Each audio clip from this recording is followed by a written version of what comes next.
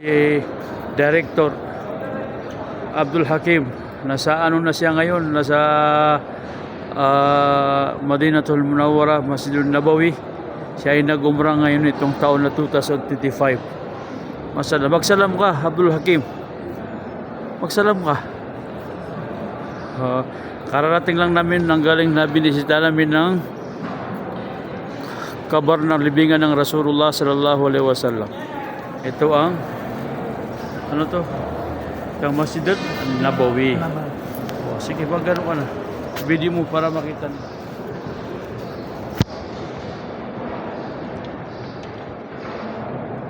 Pakita mo yan.